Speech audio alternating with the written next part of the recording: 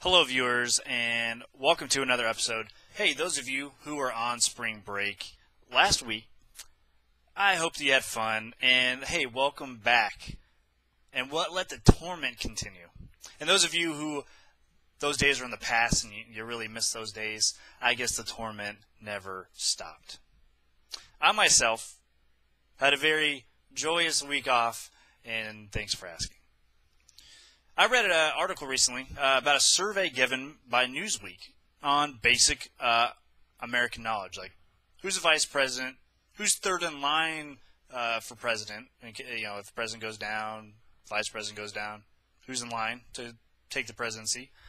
What happened at the Constitutional Convention? How many amendments are there? What were the first 10 amendments called? You know, basic knowledge like that. Why do we fight the Cold War? And I know you're expecting me to rant about how awful the results were, which in fact were, yes, pretty bad, but I'm not. On the contrary, I want to discuss Newsweek's reasoning on why the rampant ignorance. Of course, in their studious and academic plethora of experts investigating the cause, they found out that no, it's not their fault, and it's not your fault, it's not my fault, but it's the system's fault. Yes, they go on to say this, quote, "It doesn't help that the United States has one of the highest levels of income inequality in the developed world, with the top 400 households raking in more money than the bottom 60% combined." Oh, scoundrels. As Dalton Conley, New York University sociologist, because, yes, we can trust a sociologist, he explains it like this. It's like comparing apples to oranges. Unlike Denmark, Denmark equals awesomeness, we have a lot of very poor people compared, a lot of very poor people without access to good education. End quote.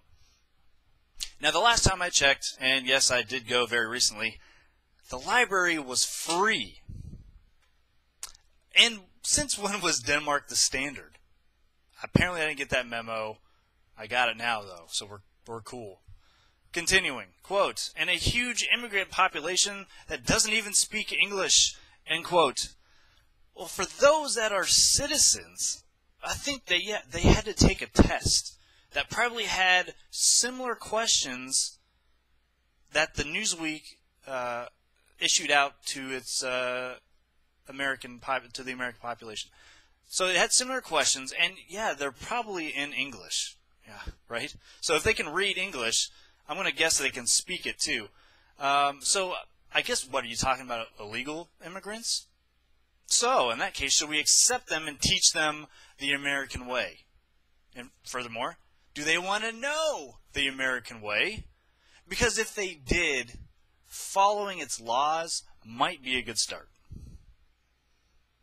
Continue on further. Quote, "When surveys focus on well-off native-born respondents, the U.S. actually holds its own against Europe." End quote. Hey, let me tell you a quick story about myself. My foundational educational experience was in DeWarty, California, and let me tell you, their schools aren't the best. Everything I have, I earned myself. My parents gave me nothing. Nothing. I had to pay for college, or I'm paying for college.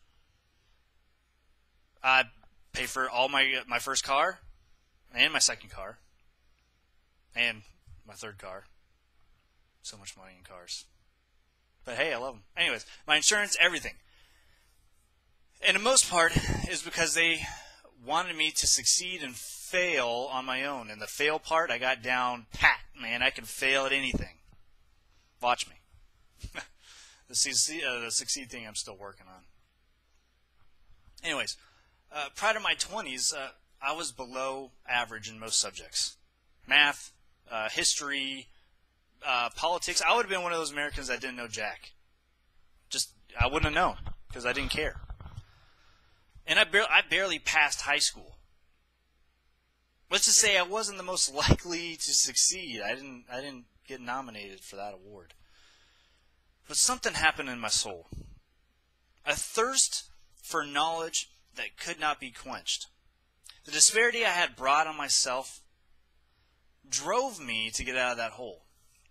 But I had nothing. I had no money. I had no place to stay. The only thing I had left was hope. And 3 months my parents gave me to move back in and figure out what the heck I was going to do so I can get out. Because I already moved out once. They didn't want me back.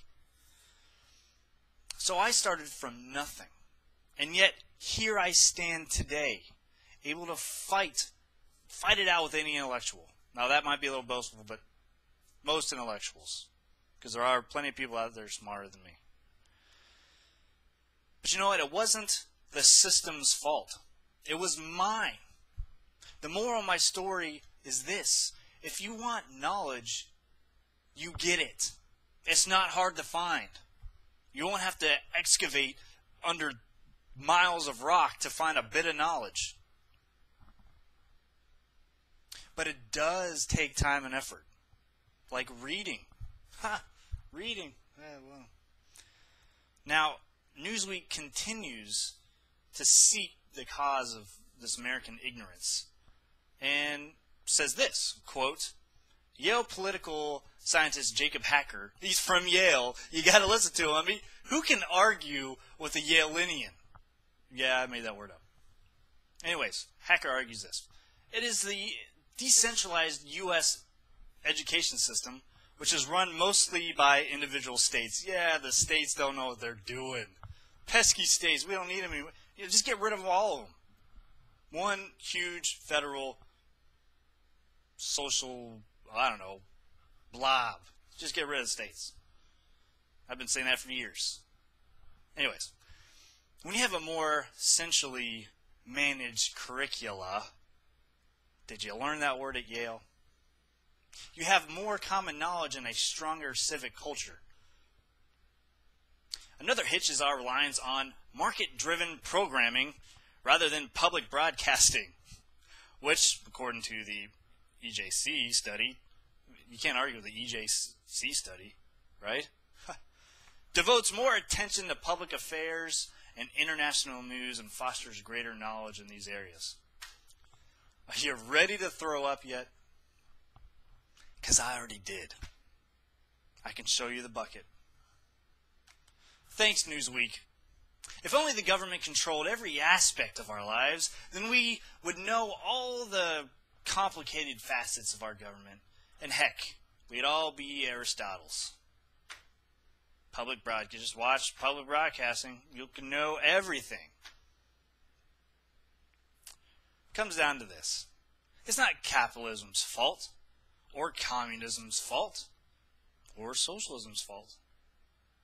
It's our own fault. Education is not our right. It is our responsibility. If you're a fool and don't care about your country, the country's history, or how it operates, or listen to one man and hang on to every word he says without investigation, that's on you. But as President... There's an old saying in Tennessee, I know it's in Texas, probably in Tennessee, that says, fool me once, shame on you.